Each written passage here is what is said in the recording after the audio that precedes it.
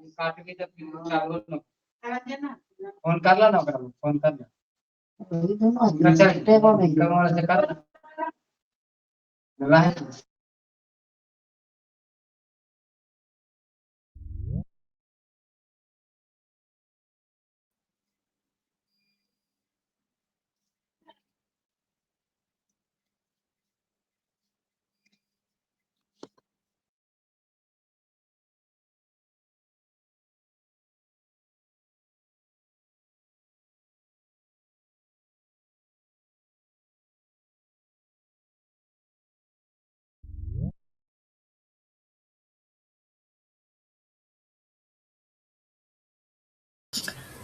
Good evening. Am I audible to everyone?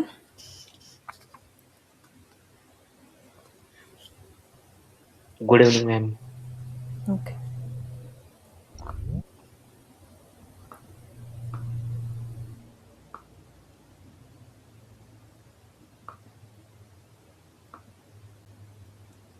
Screen visible है सबको मेरी? Yes, ma'am. Okay, thank you.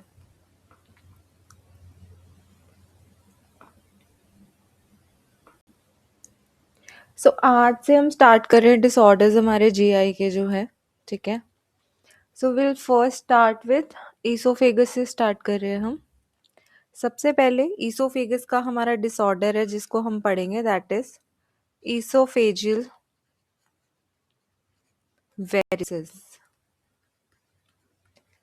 Oesophageal varices बहुत important है और काफ़ी सारे क्वेश्चंस इसमें से उठ के आते हैं, ठीक है। ध्यान से समझना है इसको। Just wait a second.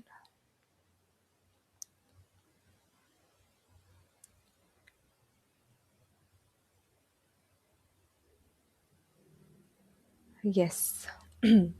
So oesophageal varices, varices अगर कहीं भी टर्म आ जाती है ना, it is related to your veins. किससे रिलेटेड है? हमारी वेन से रिलेटेड है। तो होता क्या है वेन्स में, बेसिकली जो वेन्स होती हैं वो हो जाती हैं डायलेटेड, ठीक है। यूजुअली अगर ये साइज था हमारी वेन का, अब क्या हो जाएगा? ये साइज हो जाएगा। क्यों? क्योंकि इसमें जो हमारा अमाउंट है फ्लूइड का, ब्लड का, किसी भी चीज का वॉल्यूम है, किसी भी चीज का वॉल्यूम है, वो क्या हो जाएगा? इंक्रीज हो जाएगा, ठीक है। वेरिसेस वर्ड कहीं भी आ जाए तो दैट मीन्स हमारी जो वेन्स है वो क्या हो गई हैं? डायलेट। यूजुअली छोटे साइज की थी, due to increase in the volume in them, ठीक है, वो क्या हो जाएंगी? डायलेट हो जाएंगी, बड़ी हो जाएंगी। जैसे आपने देखा होगा एक जुगलर नेक डिस्टेंशन होती है, नेक में जो वेन होती है जुगलर की, वो हमारी डिस्टेंडेड हुई होती है। किसी पेशेंट की अगर देखी हो तो डिस्टेंडेड वो हमें प्रोमिनेंट दिखती है। तो oesophageal varices is somehow similar to that, बस वो विजिबल नहीं होता क्योंकि ईसोफेगस हमको विजिबल नहीं है नेक्ड आई से, राइट। तो ईसोफेजियल वेरिसेस क्या है कि जब हमारी डायलेटेड हो जाए वेन्स, किसमें? लोअर ईसोफेगस में मेनली, ठीक है। dilated veins, dilated veins in lower esophagus, क्या है? हमारी जो वेन्स है वो क्या हो गया? डायलेट हो गया। अब ये किस वजह से होता है? बेसिकली ये होता है इंक्रीज इन प्रेशर, जब प्रेशर हमारा बढ़ जाता है। कहाँ पे? इन पोर्टल वीनस सिस्टम में। पोर्टल वीनस सिस्टम में जब हमारा प्रेशर इंक्रीज हो जाता है, ठीक है। अब ये पोर्टल वीनस किसकी बात हो रही है? यहाँ पे पोर्टल वेन की बात हो रही है, ठीक है। पोर्टल वेन की, लिवर में हमने पढ़ी थी पोर्टल वेन, जो कि उसे सप्लाई दे रही थी। तो वो हमारे क्या है, जब उस पूरे जो सिस्टम उसका चल रहा है पोर्टल वेन का, अगर उसमें क्या है, पोर्टल वेन हमने पढ़ा था कोई ट्रू वेन नहीं होती, आगे उसमें 5 उसकी ब्रांचेस होती है, राइट, अगर याद हो तो उसमें क्या है, प्रेशर इंक्रीज हो जाता है हमारे पोर्टल वीनस सिस्टम में। पूरे पोर्टल वेन में हमारा जो है प्रेशर इंक्रीज हो गया, जिसको हम क्या बोलते हैं? हम बोलते हैं पोर्टल हाइपरटेंशन। क्या बोलते हैं इसको हम? पोर्टल हाइपरटेंशन के नाम से भी इसे जाना जाता है, ठीक है। अब होता क्या है, हमारा हो गया लिवर डैमेज। ये लिवर से रिलेटेड है इसोफेजियल वेरिसिस बीमारी, ठीक है। हमारा हो गया लिवर डैमेज। कुछ भी कारण से, alcohol, any toxin, anything, liver cirrhosis हो गया, लिवर हमारा डैमेज हो गया, तो क्या है, पोर्टल वेन का प्रेशर इंक्रीज हो जाएगा।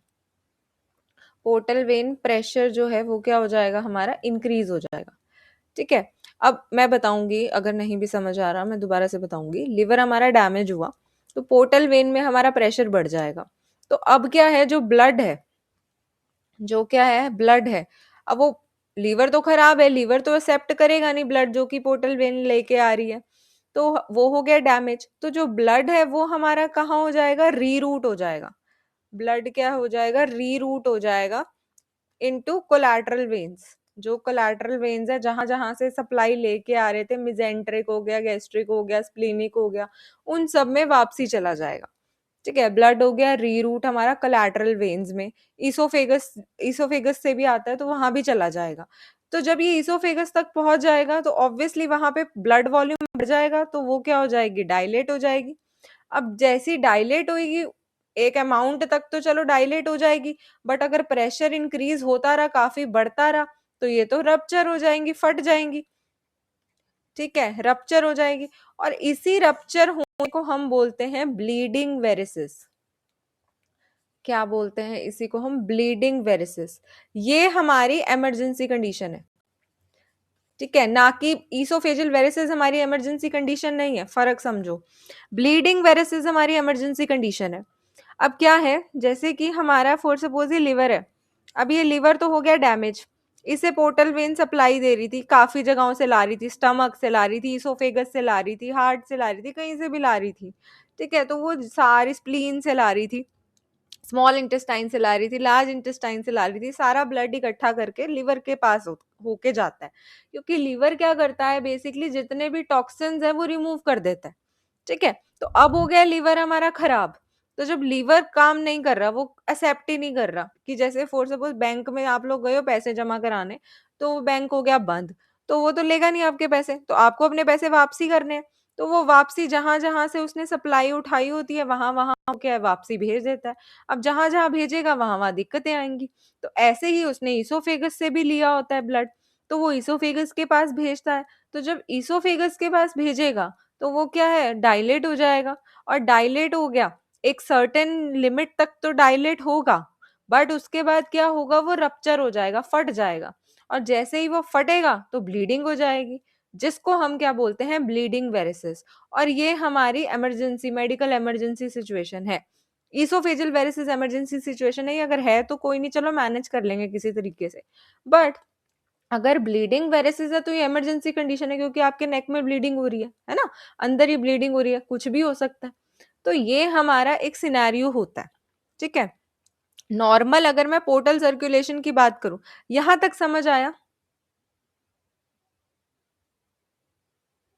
Okay Yes, ma'am. ओके, तो नॉर्मली अगर मैं जैसे बात करूं नॉर्मल पोर्टल सर्कुलेशन की, इतना पहले ये चीज क्लियर होनी चाहिए। नॉर्मल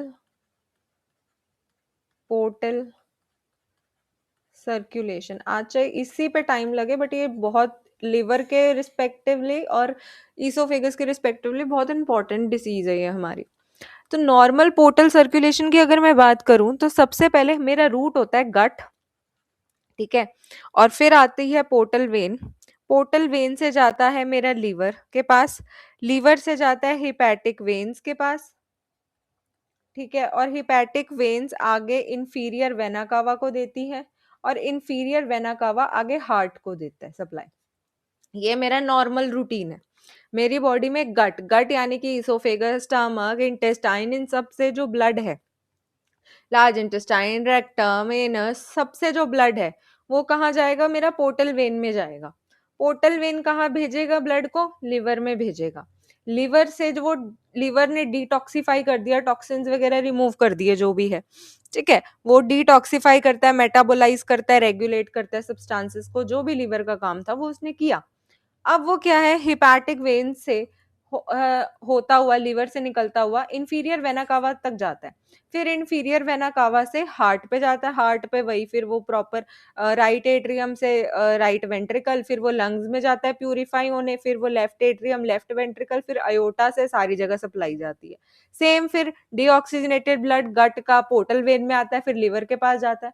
तो एक सर्कुलेशन कैसी है कि हार्ट में जाने से पहले जो डीऑक्सीजनेटेड ब्लड है हमारा, वो लीवर के पास जाता है ताकि टॉक्सिन्स वगैरह रिमूव हो जाए। ये नॉर्मली पोर्टल की हमारी सर्कुलेशन होती है। बट अब इस बीमारी में क्या है, या किसी भी बीमारी में फॉर सपोज लिवर हमारा डैमेज हो गया, अब लिवर से जैसे ही हमारा यहाँ पे लिवर हुआ डैमेज, लिवर हुआ हमारा क्या खराब हुआ, तो वो क्या है ब्लड उसके लिवर के थ्रू तो जा नहीं पाएगा, तो वो वापसी जहां जहां से आया है वहां वहां वो भेजता रहेगा और अल्टीमेटली वहां वहां की दिक्कतें होती रहेंगी।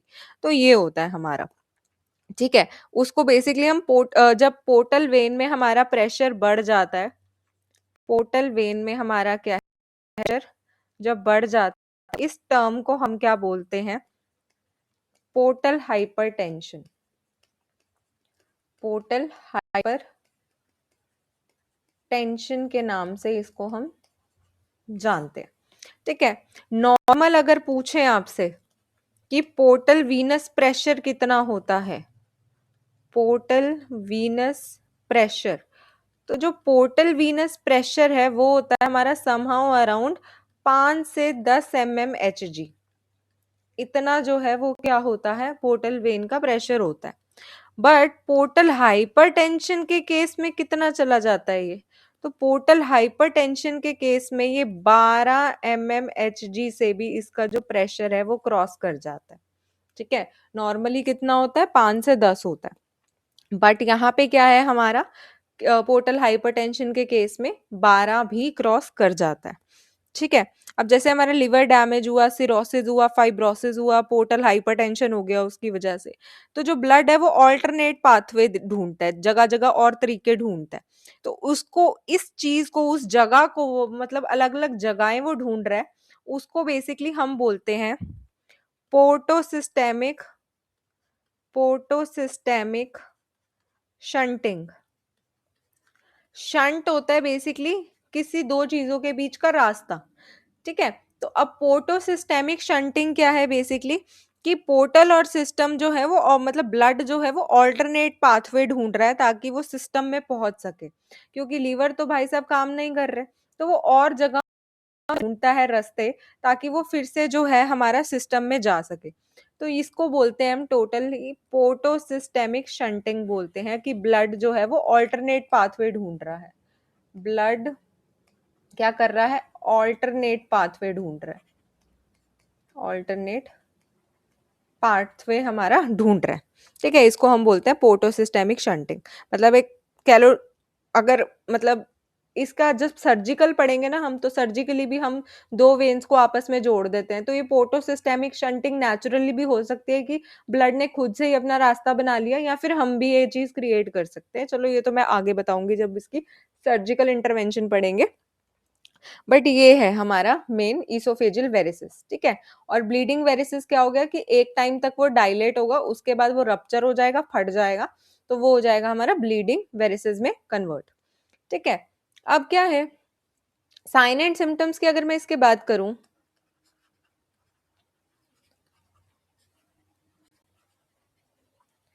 तो साइन एंड सिम्टम्स में मुझे क्या क्या देखने मिलेंगे, सबसे पहले तो मेन चीज ऑफन एसिम्प्टोमेटिक, यानी कि कोई भी लक्षण मुझे देखने को नहीं मिलेगा, कोई भी सिम्टम मुझे नहीं देखने को मिलेगा अंटिल रप्चर।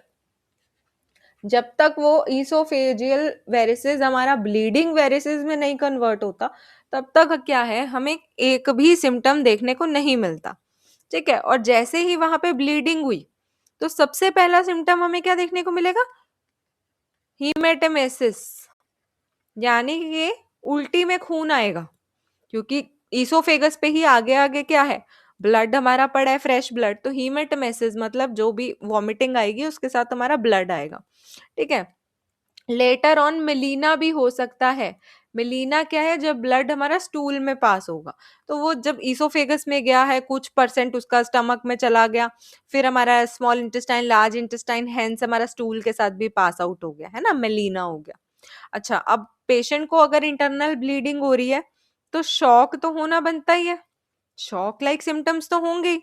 मतलब कि क्या, लो बीपी, ब्लड प्रेशर उसको क्या होगा, कम लगेगा, ठीक है। हार्ट रेट क्या होगी, ज्यादा लगेगी, ठीक है, यही होता है, इंक्रीज हो जाती है हार्ट रेट। और उसकी एब्डोमिनल वेन्स भी डायलेट होंगी, डायलेटेड एब्डोमिनल वेन्स। अब मैंने ऐसा क्यों बोला है एब्डोमिनल वेन्स जो है वो डायलेट होंगी, क्योंकि ऑब्वियसली जब ईसोफेगस के पास आ रहा है तो स्टमक के पास भी सेम जाएगा, है ना, क्योंकि वो सारी सप्लाई पोर्टल वेन में ही डाल रहे थे, तो ईसोफेगस के पास आए, स्टमक के पास भी जाएगा, लार्ज इंटेस्टाइन के पास भी जाएगा, स्मॉल इंटेस्टाइन के पास भी जाएगा, तो अल्टीमेटली वहां की वेन्स भी डायलेट होंगी।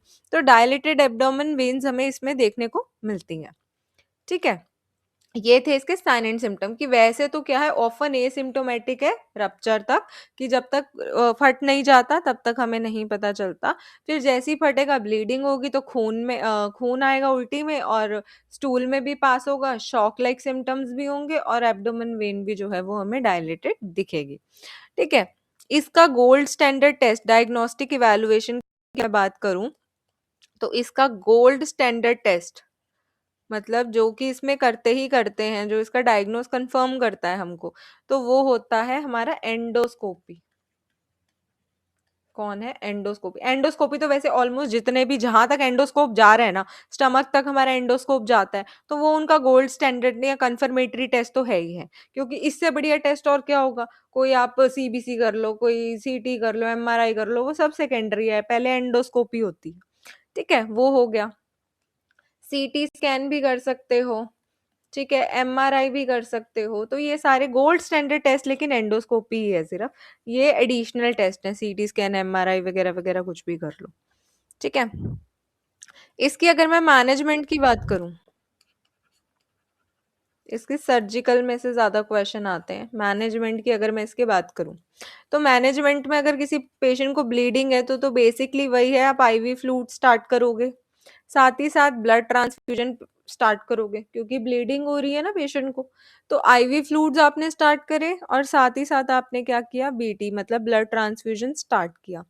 अब आपको क्या करना है, वहां पे वेसो कंस्ट्रिक्शन करनी है ना, वेसो कंस्ट्रिक्शन करनी है, क्योंकि क्या है, वेसल्स जो है वो डायलेट हो रखी है और ब्लीडिंग हो रही है।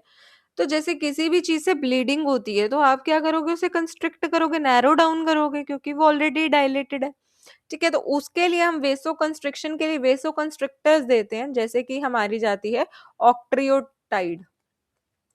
ऑक्ट्रियोटाइड इसकी ड्रग ऑफ चॉइस है, ये ड्रग ऑफ चॉइस है किसकी, हमारी इसोफेजियल वेरिसिस की।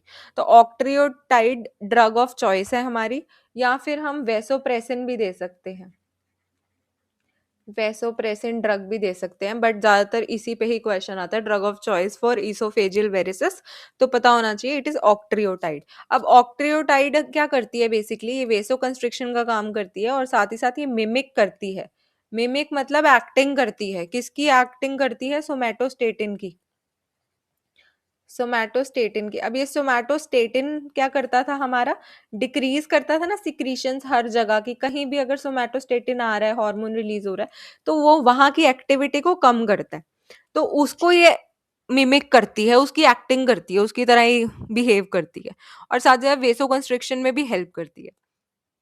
तो ऑक्ट्रियोटाइड क्या है, हमारी ड्रग ऑफ चॉइस है। साथ ही साथ और क्या कर सकते हैं, बैंड लाइगेशन कर देते हैं, मतलब उस जगह को बांध देते हैं, आजकल नहीं होता, इट वाज डन प्रीवियसली, पहले होती थी ये चीज, अब नहीं होती है, ठीक है। और क्या कर सकते हो आप, स्क्लेरोथेरेपी कर सकते हो, स्क्लेरोथेरेपी। अब ये स्क्लेरोथेरेपी में आप क्या करते हो, इंजेक्शन लगाते हो किसी भी स्क्लेरोसिंग एजेंट का, ठीक है, जिसकी वजह से जो ब्लीडिंग है वो क्या होती है, स्टॉप हो जाएगी, जो ब्लीडिंग है वो क्या हो जाएगी, स्टॉप हो जाएगी, ठीक है। तो ये आप कर सकते हो। क्या क्या कर लिया आपने, आईवी फ्लूइड्स, ठीक है, क्योंकि उसको ऑलरेडी ब्लीडिंग हो रही है और शॉक लाइक सिम्टम्स भी हैं उसको, तो और आप क्या कर सकते हो, ब्लड ट्रांसफ्यूजन कर सकते हो, बीटी कर सकते हो, है ना। वेसोकंस्ट्रिक्शन के लिए आप ड्रग ऑफ चॉइस कौन सी दोगे, ऑक्ट्रियोटाइड जाती है आपकी, वेसोप्रेसिन जाएगी। ऑक्ट्रियोटाइड आपकी मिमिक करती है किसको, सोमैटोस्टेटिन को। कई बार क्वेश्चन आ जाता है तो पता होना चाहिए, क्योंकि सोमैटोस्टेटिन आपका कहीं भी रिलीज हो रहा है तो वो क्या कर रहा है, वहां की एक्टिविटी को कम कर रहा है। स्टमक में हो रहा है सोमैटोस्टेटिन रिलीज, तो वो क्या कर रहा था, डी सेल्स कर रहे थे जो, तो वो क्या कर रहा था, वहीं की जो गैस्ट्रिक एक्टिविटी है वो कम कर रहा था। तो सेम वैसे ही ये काम करता है। बैंड लाइगेशन मतलब आप रबड़ बैंड से उसको बांध दो उस जगह को, बट ये पहले होता था, बहुत रेयर केसेस में, अब नहीं होता। स्क्लेरोथेरेपी है, स्क्लेरोथेरेपी में क्या करते हो आप, स्क्लेरोसिंग एजेंट, कोई भी आपका स्क्लेरोसिंग एजेंट है जो ब्लीडिंग रोक सके, ठीक है, स्क्लेरोसिंग एजेंट जो है वो आप क्या करते हो, उसका इंजेक्शन लगाते हो, ठीक है, जिसकी वजह से ब्लीडिंग जो है वेरिसिस में स्टॉप हो जाती है। बट इसके मैनेजमेंट में एक इम्पॉर्टेंट चीज है, दैट इज शंटिंग। शंटिंग मैंने बताया था, जो पोर्टोसिस्टेमिक शंटिंग थी वो तो थी, चलो ब्लड ने खुद से अपना रास्ता बना लिया, बट ये सर्जिकल मैनेजमेंट में आती है आपकी। शंटिंग में सबसे पहले आप क्या कर सकते हो, पोटा केवल शंट, पोटा केवल शंटिंग कर सकते हो। अब ये पोटा केवल शंटिंग क्या है, पहले हम नॉर्मल अगर रिवाइज करें तो क्या था हमारा, गट से पोर्टल वेन पे जाता था, फिर लिवर पे जाता था, फिर हिपैटिक वेन पे जाता था, वहां से इंफीरियर वेना कावा और वहां से हार्ट के पास जाता था। गट से stomach, oesophagus, large intestine, small intestine, हर जगह से पीवी मतलब पोर्टल वेन में जाता था।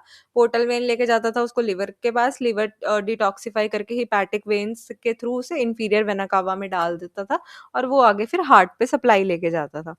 अब क्या है, लिवर तो खराब है हमारा, अब हमें बाईपास तो करनी है, चीज निकालनी है साइड से, तो सबसे पहले जो हम शंटिंग करते हैं वो है पोटा केवल शंटिंग। पोटा केवल शंटिंग में आप क्या कर रहे हो, एनास्टमोसिस कर रहे हो, किस किस की, एनास्टमोसिस क्या होता है, एनीवन, एनास्टमोसिस क्या है, मैम कनेक्शन जब करते हैं। हाँ ठीक है, कनेक्ट कर रहे हो आप, तो एनास्टमोसिस कर रहे हो किस किस का, anastomosis of portal vein and inferior vena कावा। नाम से पता लग रहा है, पोटा वर्ड उठाया पोर्टल से, कावा वर्ड उठाया इंफीरियर वेना कावा से, ठीक है। तो आपने क्या कर दिया, एनास्टमोसिस कर दिया पोर्टल वेन का डायरेक्टली इंफीरियर वेना कावा में, तो आपका जो ब्लड है वो डाइवर्ट हो गया, पोर्टल सिस्टम से सिस्टेमिक सर्कुलेशन में चला गया ना सीधा, कि वो हार्ट पे ही चला जाएगा, अब अपने आप सप्लाई देखता रहे, लिवर को बाईपास कर दिया बेसिकली उसने, ठीक है, मतलब डायरेक्ट आपका डाइवर्जन हो गया पोर्टल ब्लड का सिस्टेमिक सर्कुलेशन में। ओके, बट इसमें क्या है, लिवर को कोई वो नहीं जा रहा, लिवर गेट्स नो ब्लड, है ना, क्योंकि लिवर के पास तो जा ही नहीं रहा। अब आपने एनास्टमोसिस बाहरों बाहर कर दिया, ठीक है, कि सीधा पोर्टल वेन से उठ के इंफीरियर वेना कावा में चले जाए, बीच में लिवर गया, हिपैटिक वेन गई, सब गए, तो लिवर को तो कोई ब्लड नहीं जा रहा। अब जब लिवर को कोई ऑलमोस्ट मतलब ना के बराबर ब्लड जा रहा है, तो उसकी वजह से there is high risk of hepatic encephalopathy. Hepatic encephalopathy आगे वैसे हम डिटेल में पढ़ेंगे, ठीक है, मतलब इसमें क्या है, जो लिवर के टिश्यूज हैं वो सारे स्कार्ड हो जाते हैं, स्कारिंग हो जाती है लिवर में, और वो ब्रेन पे भी फिर हमारा इफेक्ट करने लग जाता है, ठीक है।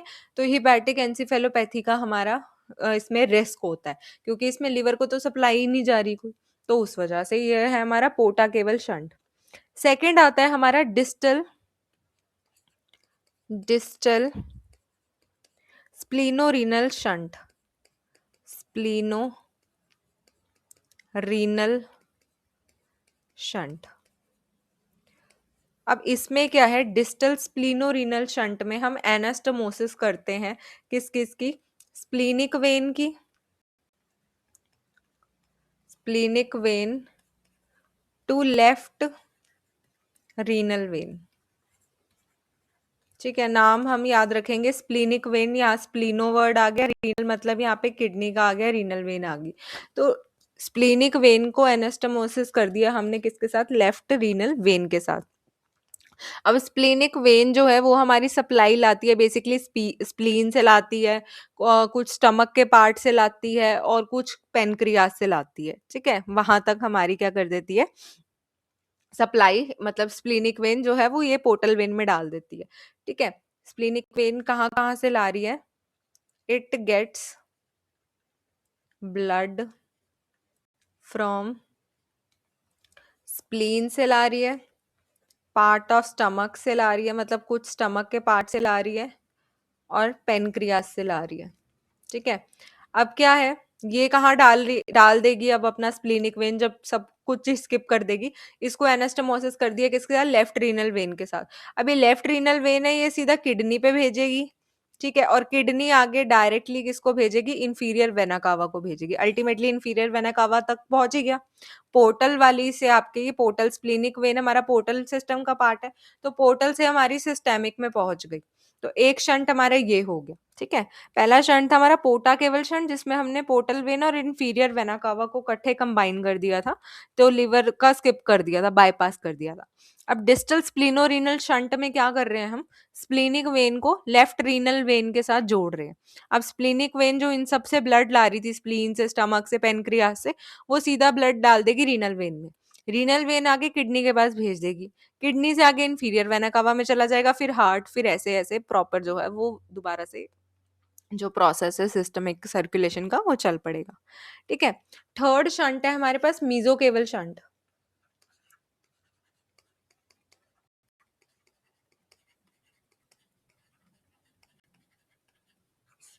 मीजोकेवल शंट, अभी मीजोकेवल शंट में कनेक्शन होता है किस किस का? Superior anastomosis of superior mesenteric vein, superior mesenteric vein to inferior vena cava. मतलब आपने किस किस को जोड़ा? सुपीरियर मेसेंट्रिक वेन को जोड़ा इंफीरियर वेना कावा से। अब ये सुपीरियर मेसेंट्रिक वेन जो है आपकी, ये कहाँ से लाती है? सप्लाई लाती है स्मॉल इंटेस्टाइन से और लार्ज इंटेस्टाइन के कुछ पार्ट से, मतलब इनसे जो है सप्लाई लेके आती है। अब आपने डायरेक्टली उसका कनेक्शन किसके साथ कर दिया? इंफीरियर वेना कावा के साथ। मीजो वर्ड आ गया तो मिजेंट्रिक आ गया, केवा वर्ड आ गया तो हमारा इंफीरियर वेना कावा आ गया, तो एक शंट हमारा ये बन गया, ठीक है। लास्ट शंट है हमारा, टिप्स बोलते हैं इसको, ट्रांसजुगुलर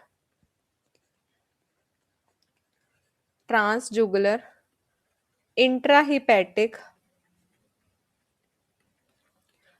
पोर्टोसिस्टेमिक शंट।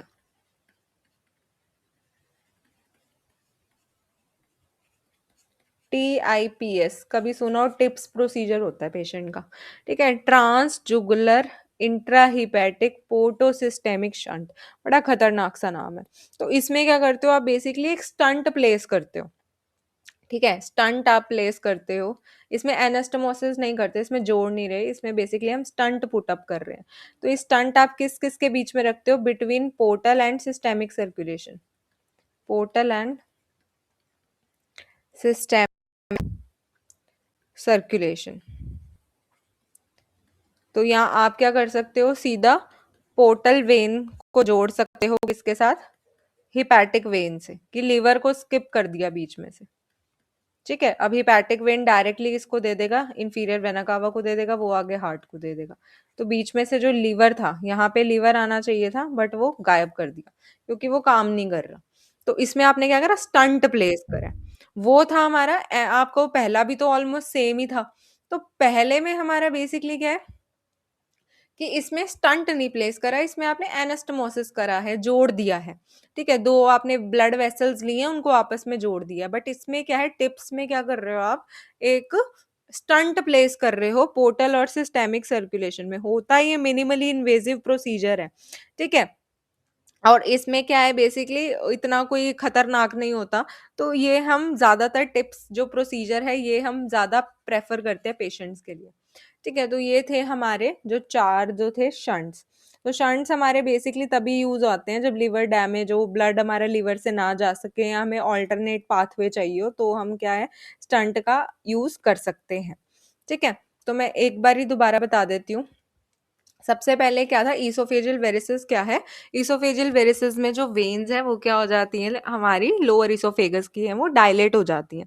अब जैसे ही वो डायलेट होती हैं, मतलब क्यों होती है डायलेट? क्योंकि उनमें प्रेशर इंक्रीज हो जाता है।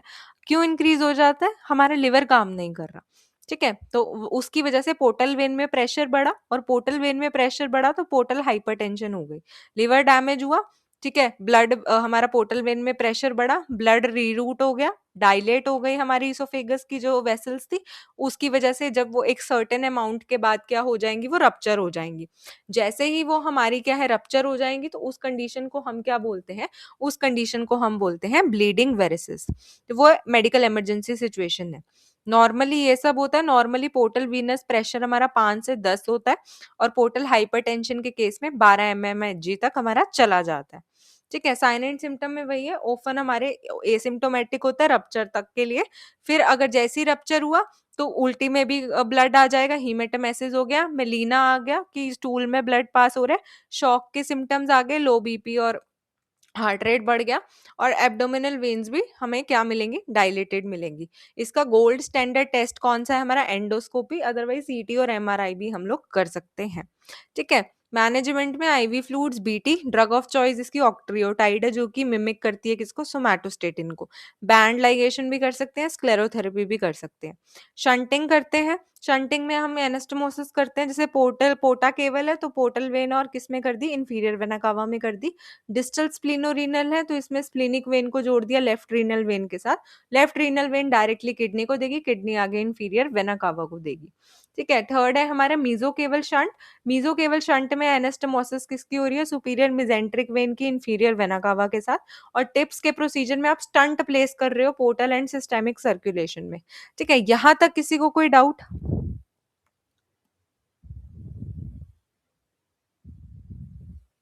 ओके, आगे चलते हैं। एक ये आती है हमारे पास, ये हम यूज करते हैं इसोफेजियल वेरिसेस के लिए, मेनली हम इसको यूज करते हैं। इसमें क्या है, हमारे पास ट्यूब्स आती हैं कुछ, ये पेपर का नॉर्थ सेट का फेवरेट क्वेश्चन है ये। इसको बोलते हैं सेंग्स्टेकन ब्लेकमोर ट्यूब, सेंग्स्टेकन ब्लेकमोर ट्यूब। अब ये बेसिकली कब यूज करते हैं ये ट्यूब का, it is use to control bleeding from varices. मतलब जो वेरिसेस है, ठीक है, जब उसके क्या है, इसोफेगल वेरिसेस रप्चर हो गया और ब्लीडिंग स्टार्ट हो गई, तो उस केस में हम ये ट्यूब का यूज कर सकते हैं, सेंग्स्टेकन ब्लेकमोर ट्यूब का। इसका इमेज बेस्ड क्वेश्चन आता ही आता है पेपर में। अब इसमें क्या खासियत है सेंग्स्टेकन ब्लेकमोर ट्यूब में, मैं अभी दिखाऊंगी। इट हैज 3 ल्यूमेंस, पहले समझ लो, 3 तो ल्यूमन होते हैं इसके, और इसमें 2 बैलून होते हैं। ठीक है, ये आता है बहुत रिपीटेटिवली, ध्यान से सुनना। ठीक है, 3 इसके ल्यूमन है, 3 इसकी ऐसी ट्यूब्स होती हैं, ठीक है, और 2 इसके क्या है, बैलून्स हैं। 3 ल्यूमन्स में कौन कौन से हैं, सबसे पहला होता है गैस्ट्रिक बैलून इन्फ्लेशन के लिए, ठीक है। दूसरा होता है हमारा गैस्ट्रिक एस्पिरेशन के लिए, ठीक है, गैस्ट्रिक एस्पिरेशन के लिए पोर्ट है। और तीसरा होता है हमारा ईसोफेजियल बैलून इन्फ्लेशन के लिए, ईसोफेजियल बैलून इन्फ्लेशन के लिए। अब मतलब क्या है, जैसे हमारी ये ट्यूब है, इसके 3 मुंह है, ऐसे 1 2 और 3, ऐसे 3 मुंह की ट्यूब है ये, है ना, 3 ल्यूमन है इसके। तो जो पहले वाला है वो किस लिए होता है, गैस्ट्रिक बैलून इन्फ्लेशन के लिए। जो मतलब 2 बैलून्स होते हैं ना इसमें, एक होता है हमारा गैस्ट्रिक बैलून और दूसरा होता है हमारा ईसोफेजियल बैलून।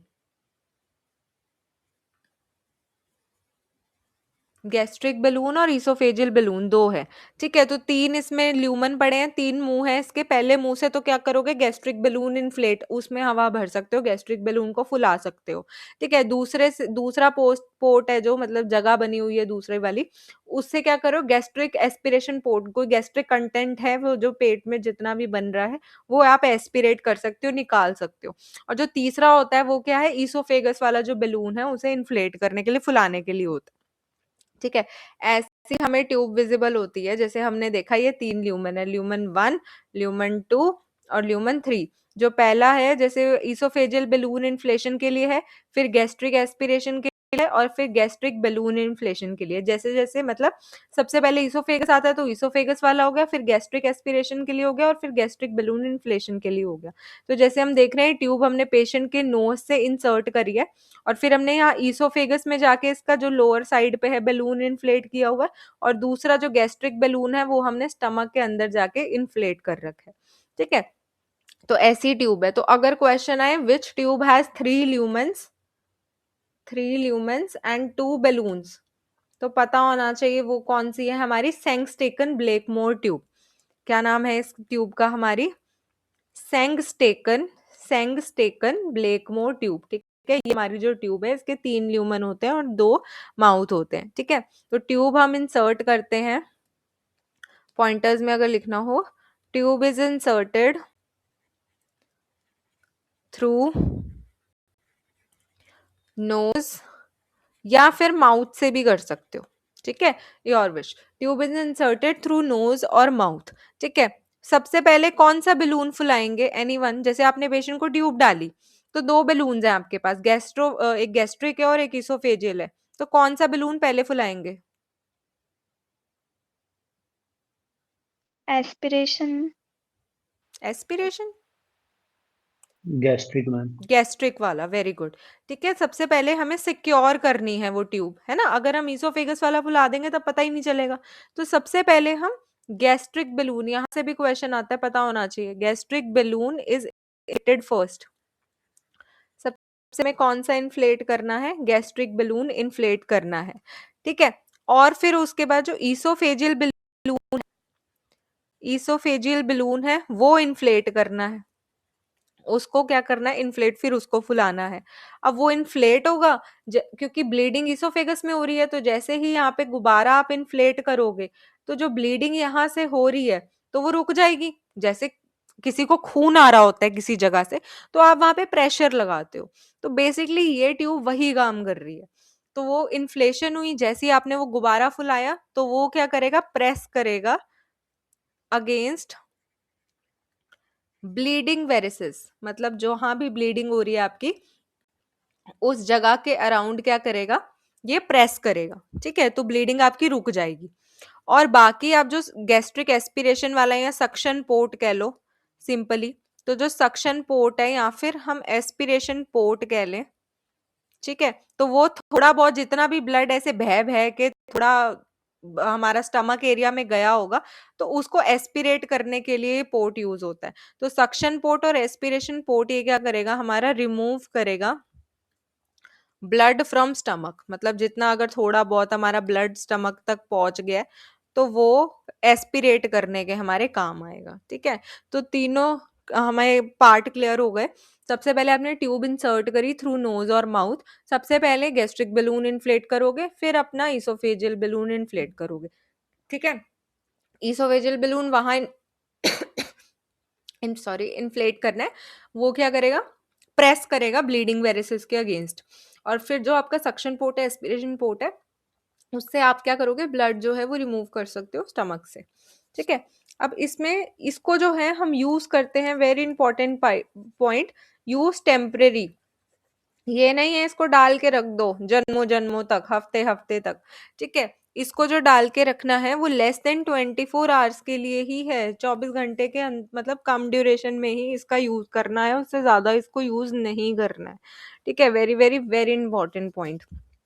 ओके, और इसके पॉइंट कई बार पूछ लेते हैं कि कितना प्रेशर होना चाहिए। तो प्रेशर इन ईसोफेजियल बलून, जो हमारा ईसोफेजियल बलून है उसमें कितना प्रेशर होना चाहिए, अराउंड 25 mmHg, इतना प्रेशर होना चाहिए। और प्रेशर इन हमारा गैस्ट्रिक बलून, मैम आपका सॉरी वॉइस ब्रेकडाउन हो रहा है मैम। वॉइस का इशू आ रहा है, Yes, ma'am. Okay wait.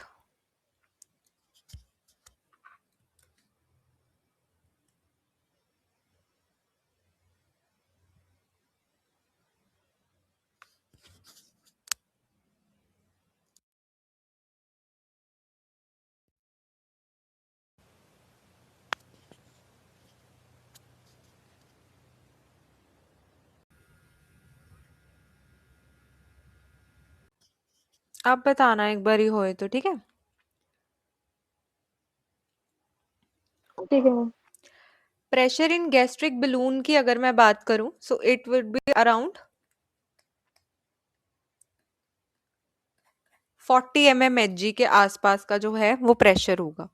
तो ईसोफेजियल बलून में कितना प्रेशर है हमारा? 25 mmHg, और गैस्ट्रिक बलून का हमारा प्रेशर है 40 mmHg। ठीक है? और इसकी एक बहुत इंपॉर्टेंट पॉइंट है,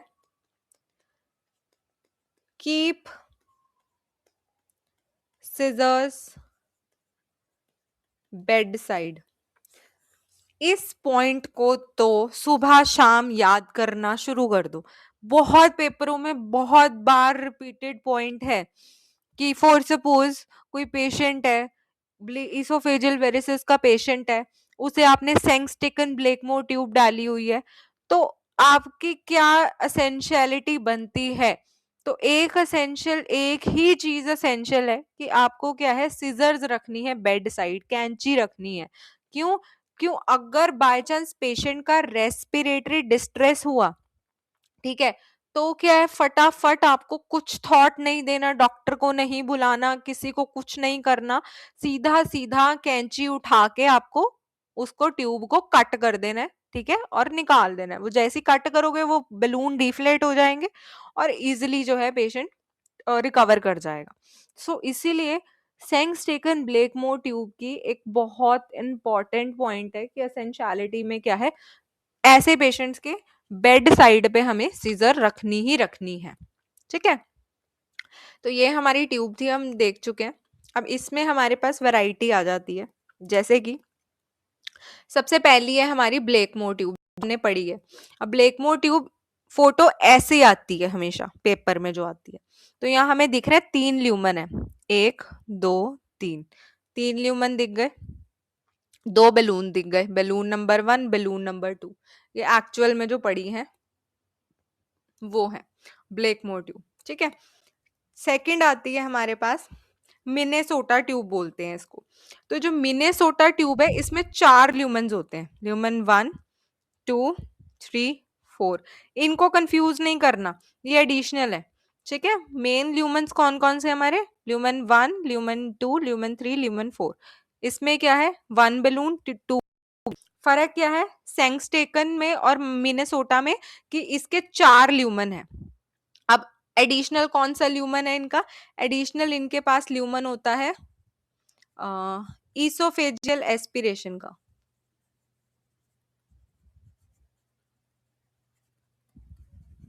किसका है? ईसोफेजियल एस्पिरेशन का, सॉरी। उसमें क्या था हमारे ब्लेकमोर में? सिर्फ एक ही था, स्टमक एस्पिरेशन का था। इसमें इन्होंने चौथा एडिशनल बना दिया है, कौन सा? ईसोफेजियल एस्पिरेशन का भी बना दिया। बाकी ट्यूब ऑलमोस्ट बिल्कुल सेम है। एक ट्यूब आती है लिंटन ट्यूब। अब लिंटन ट्यूब में है 3 ल्यूमन ही है, बट इसमें हमारा क्या है, एक ही बैलून होता है, सिंगल बैलून है। तो फर्क यहीं पे क्लियर हो जाना चाहिए।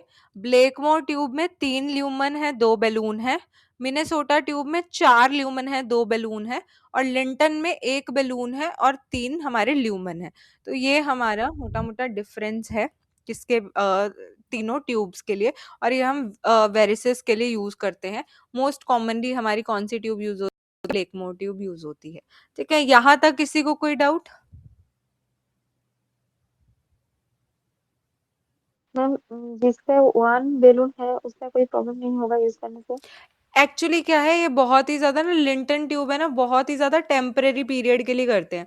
और इसका क्या है, एज सच हमारा रोल नहीं है। अगर बहुत हल्की माइन्यूट सी ब्लीडिंग है उस केस में हमारा लिंटन ट्यूब यूज होता है। और जस्ट ये जहां पे भी ब्लीडिंग हो रही है उसके अगेंस्ट आप क्या है, बलून को इन्फ्लेट कर दो, दैट्स इट। और वो जब इन्फ्लेट, और आप विद इन कुछ मिनट्स में ही ये ट्यूब जो है वो आप रिमूव कर देते हो। तो लिंटन ट्यूब इसलिए इतना फ्रीक्वेंटली यूज नहीं होती, ना ही उतनी इफेक्टिव है, और क्योंकि इसका ना बहुत ज्यादा चांसेस होता है डिसलॉज होने के। सो ब्लेक मोड ज्यादा हम प्रेफर करते हैं। ठीक है? ओके। इसोफेजियल वेरिसेस क्लियर सबको? कोई डाउट?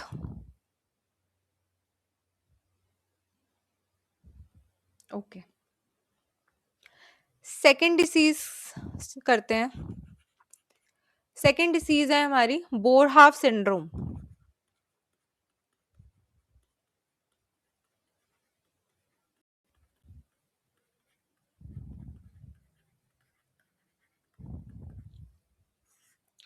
बोरहाफ सिंड्रोम, अब ये बोरहाफ सिंड्रोम क्या है बेसिकली, इसको हम एक और नाम से जानते हैं, दैट इज स्पॉन्टेनियस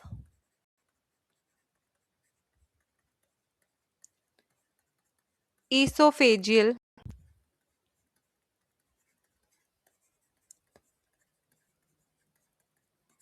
रप्चर। क्या नाम है इसका? बोरहाफ सिंड्रोम का स्पॉन्टेनियस ईसोफेजियल रप्चर। मतलब कहीं ना कहीं आपका ईसोफेगस है उसमें टियर आया है, ठीक है, रप्चर हुई है। तो क्या है बेसिकली ये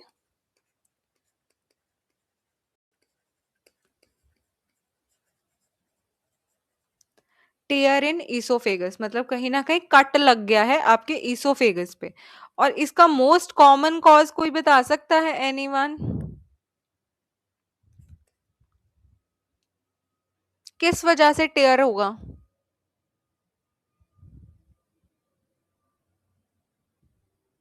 ओके, इसका मोस्ट कॉमन कॉज है endoscopy.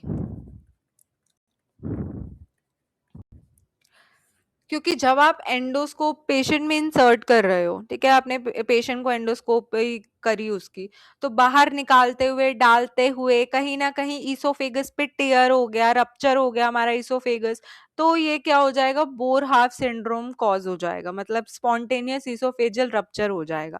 So most common cause इसका क्या है? एंडोस्कोपी होता है, ठीक है। इसमें आते हैं साइन एंड सिम्टम हमारे। साइन एंड सिम्टम में इसमें आता है मैक्युलर ट्रायड।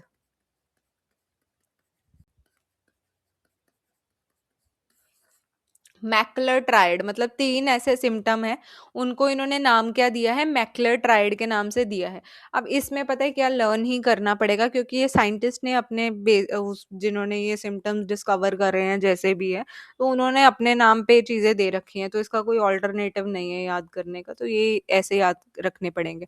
कई बार डायरेक्ट क्वेश्चन आ जाता है macular triad is seen in, या मैक्युलर ट्रायड में कौन कौन से ऑप्शंस आते हैं, तो पता होना चाहिए। तो इसमें आते हैं 3 सिम्टम हमारे, वॉमिटिंग, चेस्ट पेन,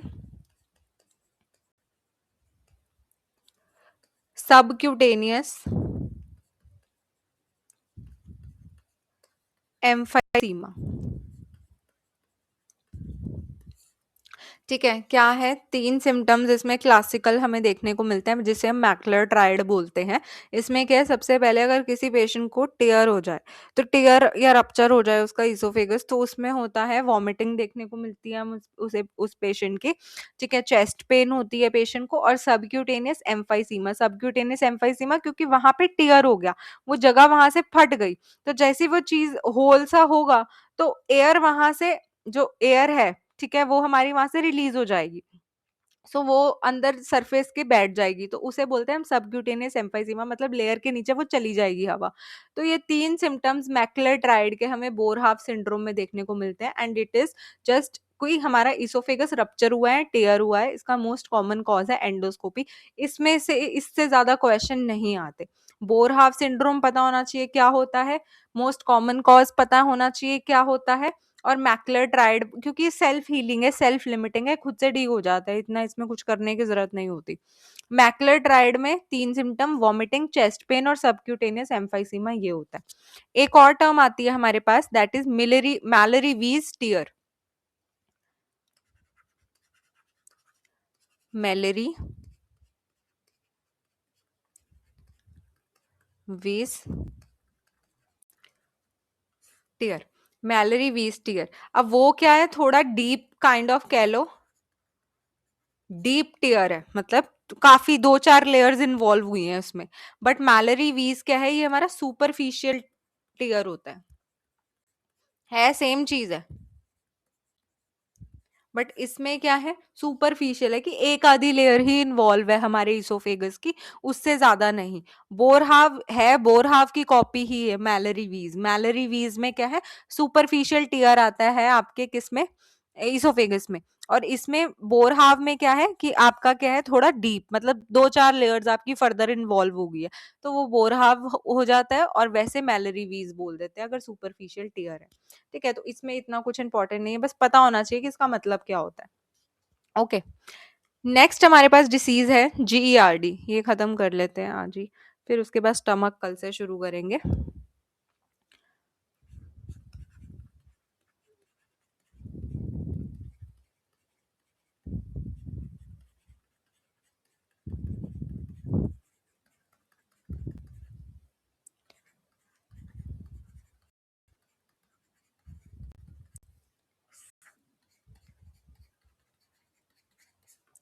GERD की फुल फॉर्म क्या है? Gastro oesophageal reflux disease. नाम से ही पता लग रहा है, गैस्ट्रो इसोफेजियल मतलब आपका गैस्ट्रिक का जो कंटेंट है इसोफेगस में वो रिफ्लक्स हो रहा है, वो वापसी वापसी बार बार आपका जो गैस्ट्रिक कंटेंट है वो क्या है, स्टमक का कंटेंट वो इसोफेगस में जब आ रहा है बार बारी, तो उसको बोलते हैं हम GERD, gastro oesophageal reflux disease. अब ये होता किस वजह से है? जब आपका लोअर इसोफेजियल स्फिंक्टर है,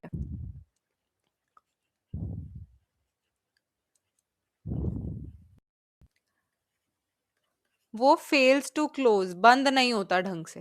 यही होगा, जब हमने पढ़ा था कि हमारे इसोफेगस के 2 स्फिंक्टर्स होते हैं। ठीक है, एक हमारा यूईएस था, अपर इसोफेजियल स्फिंक्टर, दूसरा हमारा एलईएस था। ठीक है, लोअर इसोफेजियल स्फिंक्टर। जो लोअर इसोफेजियल स्फिंक्टर है, जब वो ढंग से हमारा बंद नहीं होता, तो उसकी वजह से जो स्टमक का हमारा कंटेंट है, इसकी वजह से क्या है, जो हमारा स्टमक का कंटेंट है वो हमारा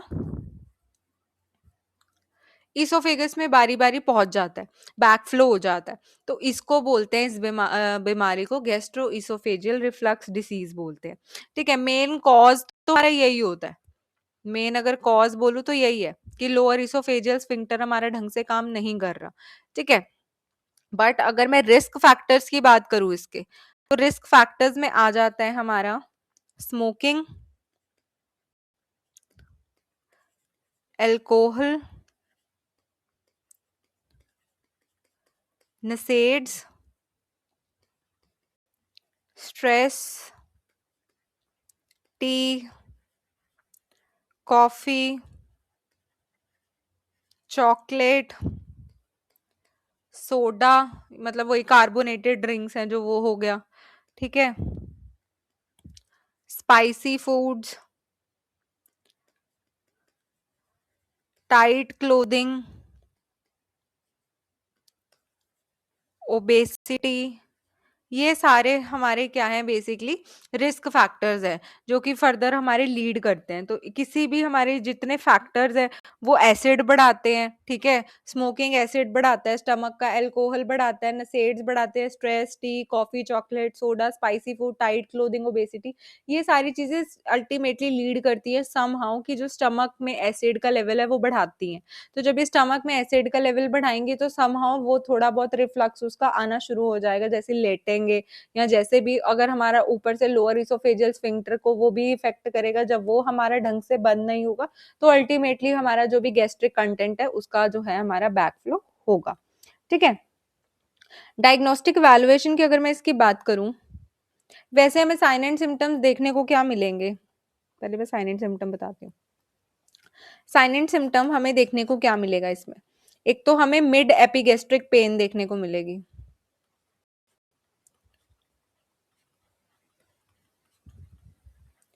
ठीक है, जिसको हम क्या बोलते हैं, heart burn.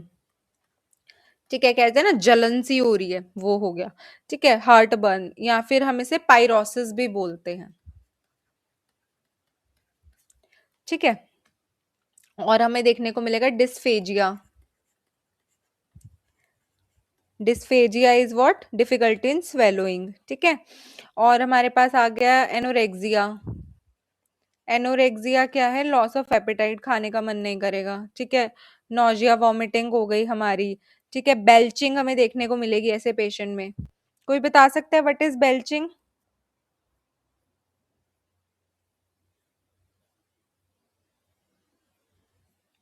Belching is like जब आप डिकार लेते हो, ठीक है, तब क्या है वो बहुत ही गंदे टेस्ट का होता है। खट्टी डिकार जैसे बोलते हैं, तो वो बेल्चिंग हमारा वो टर्म होता है कि किसी अगर पर्सन को खट्टे डिकार बार-बार आ रहे हैं, तो वो हमारा होता है बेल्चिंग। ओके, डिस्पेप्सिया देखने को मिलेगा। डिस्पेप्सिया क्या होता है? एनीवन? It is indigestion. खाना जो है वो ढंग से डाइजेस्ट नहीं होगा, इनडाइजेशन होगा। ठीक है, तो ये सारी चीजें हमें पेशेंट में देखने को मिलेगी। मोस्ट कॉमनली हार्ट बर्न होता है, एनोरेक्सिया और नोजिया, वॉमिटिंग और बेल्चिंग। ये सारी चीजें हमें क्या है पेशेंट्स में देखने को मिलती हैं। ओके, फिर अगर मैं इसकी डायग्नोस्टिक इवैल्यूएशन की बात करूं, तो डायग्नोस्टिक इवैल्यूएशन में हम क्या कर सकते हैं? एनीवन? एंडोस्कोपी कर सकते हैं। ठीक है, विजुअलाइज कर सकते हैं लोअर इसोफेजियल स्फिंक्टर ढंग से बंद हो रहा है कि नहीं हो रहा, वो कर सकते हैं। ठीक है, और हम क्या कर सकते हैं? बेरियम मील दे सकते हैं। दे सकते हैं। बेरियम मील क्या है हमारी, कि हम पेशेंट को मतलब ऐसा खाना खिलाएंगे या कुछ चीज खिलाएंगे जिसमें बेरियम हमने मिक्स किया होगा। ठीक है, अब बेरियम कंटेनिंग फूड होगा, वो जब हम इसे खिलाएंगे तो उसका हम बाद में एक्सरे करेंगे। ठीक है, और एक्सरे में हम देखेंगे उसको कौन सी पोजीशन देके, ट्रेंडलेनबर्ग पोजीशन देके। ट्रेंडलेनबर्ग क्या होता है? कौन सी पोजीशन होती है ट्रेंडलेनबर्ग? बताओ।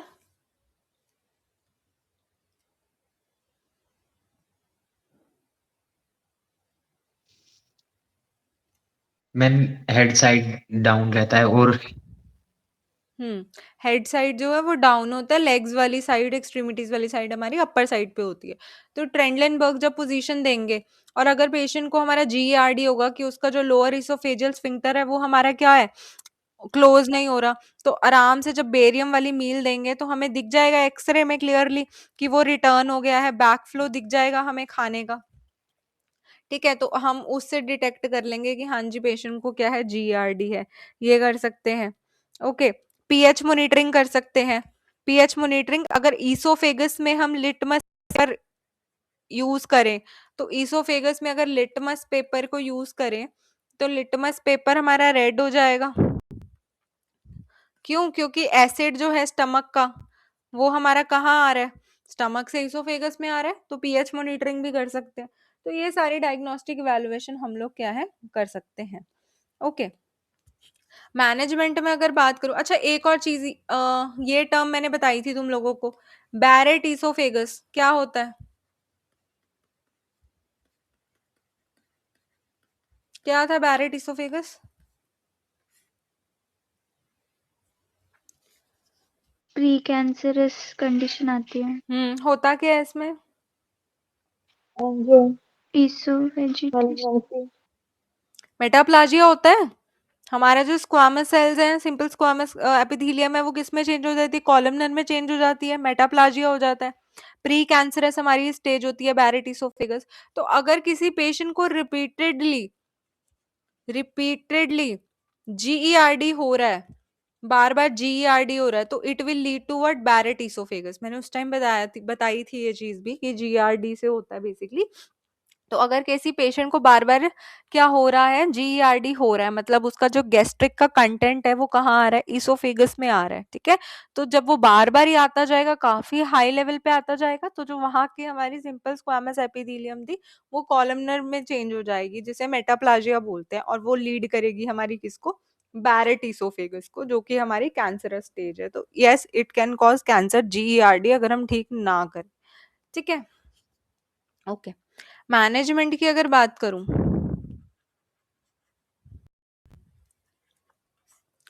मैनेजमेंट में हमारी आती है drug of choice, PPI, proton pump inhibitors.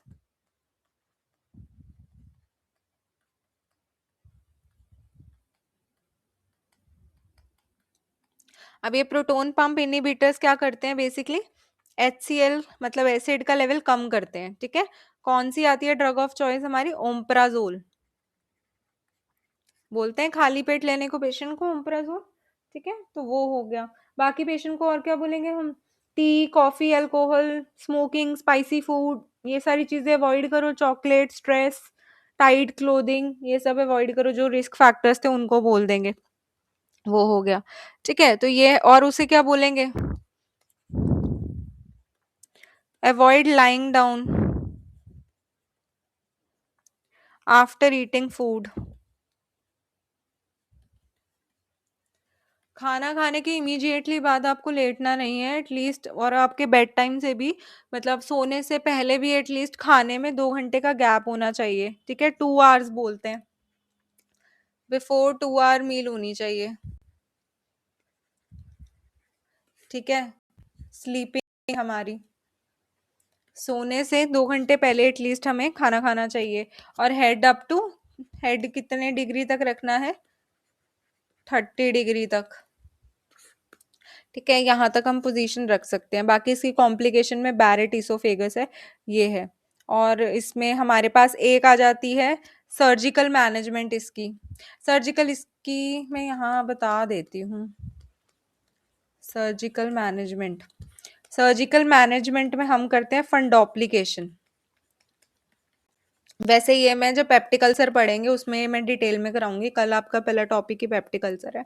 तो फंडोप्लिकेशन में क्या होता है, मेरे पास अगर इमेज इस टाइम एडेड हो तो मैं दिखाती हूँ।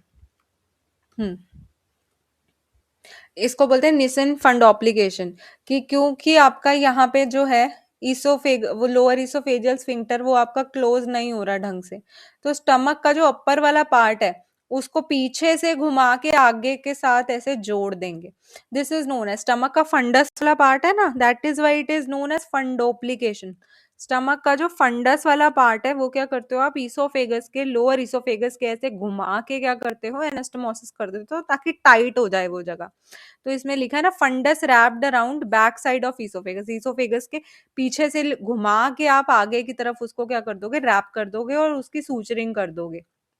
ठीक है, ताकि आपका एंकर हो जाए अच्छे से, स्ट्रांगली क्लोज हो जाए आपका लोअर इसोफेगस। तो ये होती है हमारी फंडोप्लिकेशन। तो ये हम क्या करते हैं इसमें, GERD में हम लोग परफॉर्म करते हैं। और आप पेशेंट को क्या कह सकते हो, नो सुपाइन पोजीशन। ठीक है, सुपाइन पोजीशन नहीं रखनी, वॉक करो आफ्टर मील्स, ये करो। ठीक है, एंटा एसिड्स दे देंगे। बाकी ये सारे जितने भी आपकी ड्रग्स हैं वो सारी हम उसी में ही पढ़ेंगे पेप्टिक अल्सर में, क्योंकि वो सिमिलर ही है हमारी समाउंट जो भी ये मेडिकल मैनेजमेंट है। बाकी अगर ड्रग ऑफ चॉइस GERD की पूछे तो it is definitely omeprazole, that is proton pump inhibitor, जो कि हमारी HCl की प्रोडक्शन है वो कम करती है। ठीक है, यहाँ तक किसी को कोई डाउट? फिर से एक बार समझा दीजिए ना मैडम, फिर से। कौन सा पार्ट? ये वाला ये जो अभी बताया ना, ये वाला मैनेजमेंट इसकी।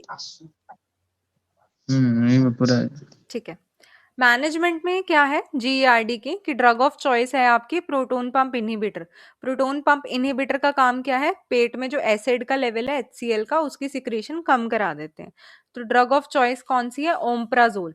ओम्प्राजोल हमारी क्या है, ये पेशेंट्स को हम लोग देते हैं ताकि HCl प्रोडक्शन कम हो। और आप पेशेंट को क्या बोल सकते हो कि avoid lying down after eating food. जैसे ही आपने खाना खाया तो आप एकदम से मत लेटो। ठीक है, थोड़ा वॉक कर लो। ओके, सुपाइन पोजीशन में लेटोगे तो क्या होगा, जो खाना आपने खाया है, अब एसिड बनेगा खाने को डाइजेस्ट करने के लिए, तो ऑब्वियसली जब आपका लोअर इसोफेजियल स्फिंक्टर बंद नहीं होगा तो वो सारा जो एसिड है वो इसोफेगस की तरफ मूव करेगा। ठीक है, तो इसीलिए वो चीज हमें नहीं करनी है। हेड अपना अप टू 30 डिग्री रखो, और 2 घंटे पहले सोने से पहले खाना खाना है। और जितने भी रिस्क फैक्टर्स हैं वो सारे अवॉइड करने हैं। स्मोकिंग नहीं करनी, अल्कोहल नहीं पीना। ठीक है, नसेड्स अगर ले रहे हो तो साथ में, जैसे किसी पेशेंट को लॉन्ग टर्म नसेड्स जाते हैं, पेन किलर आइबुप्रोफिन वगैरह जाता है, तो उनको हम साथ में ओम्प्राजोल भी प्रिस्क्राइब करते हैं। क्यों करते हैं, क्योंकि हमें पता है वो HCl का लेवल बढ़ाएंगे और अल्टीमेटली GERD होगा। ठीक है, स्ट्रेस कम लेना है, टी कॉफी अवॉइड करो, खाली पेट चॉकलेट नहीं खानी, सोडा नहीं पीना, कार्बोनेटेड ड्रिंक्स हो गई, स्पाइसी फूड नहीं खाना, टाइट क्लोथिंग नहीं पहननी। ठीक है, मोटापा है तो वो कम करो। तो ये सारी चीजें हम लोग पेशेंट को बोलते हैं।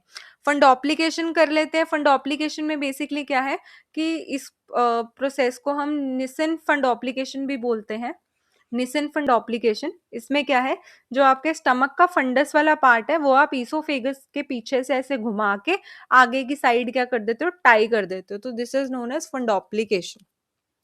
ठीक है, एक मैं एक और चीज यहाँ पे क्लियर कर देती हूँ। ये वाला हमारा जो एक्सरे है, अब इसमें क्या है, बर्ड बीक दिख रही है, बर्ड, हाँ, ऐसे वाले में क्या है, आपको बर्ड बीक दिख रही है। जस्ट वेट अ सेकेंड, कोई और एक्सरे तो नहीं मैंने अटैच किया था।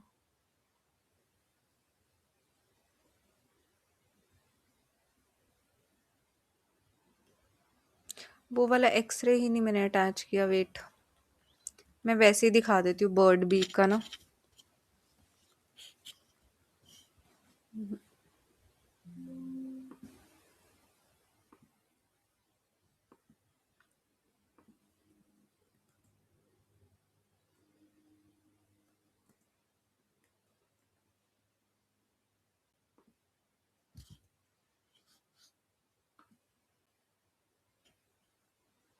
हम्म,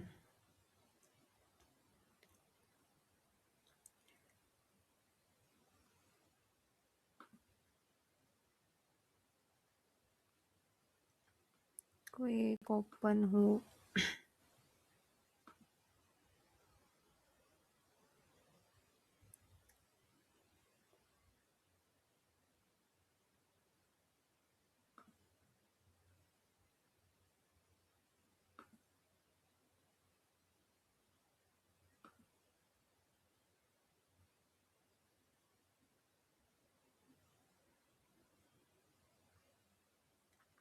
तो जैसे कि आपको डायग्राम में दिख रहा होगा, जैसे ईसोफेगस है, नीचे ऐसे ना बर्ड की जैसे चोंच होती है, ठीक है, तो इसकी हमें अपीयरेंस दिखती है। ये देख रहे हो नीचे, बिल्कुल ही जो बर्ड की है चोंच की, आपको तिखी सी ऐसे वो दिखेगी, एक इमेज सी दिखेगी। This is known as bird beak appearance. अब इसमें क्या है, basically narrowing of lower oesophageal sphincter, जब आपका नैरो हो जाता है ना लोअर ईसोफेजियल स्फिंक्टर, तब देखने को मिलती है। और अगर ये वाला है नैरो हो रहा है, तो इट somehow wait, यहीं पे मैं मेंशन कर देती हूँ ताकि नोट्स में इजी हो जाए आप लोगों को लिखना। कि अगर बर्ड बीक, मतलब ऐसे चिड़िया की चोंच हो, बर्ड बीक डिफॉर्मिटी अगर आपको दिखे,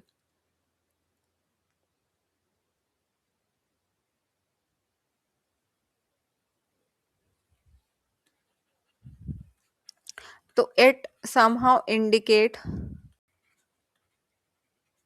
कैंसर ऑफ ईसोफेगस, कि माइट बी पेशेंट को क्या हो सकता है, कैंसर हो सकता है। मतलब ये रेडियोलॉजिकल साइन है टिपिकली, जब बेरियम स्वेलो कराते हैं ना पेशेंट को, कोई मील दिया है या कुछ भी करा है, बेरियम एनीमा नहीं, एनीमा हम जो है वो कोलोन इंटेस्टाइन वगैरह का करते हैं, बट बर्ड बीक डिफॉर्मिटी इनका आपको कैसे पता चलता है, कि जब आप बेरियम उसको मील खिलाते हो, ठीक है, स्वेलो कराते हो उसको, तब करते हो, तो उसमें क्या है, आपको एक मतलब टेपर सा बिल्कुल छोटा नैरो दिखेगा आपका ईसोफेगस, जो एंड का है, जैसे चिड़िया की चोंच होती है वैसे ही।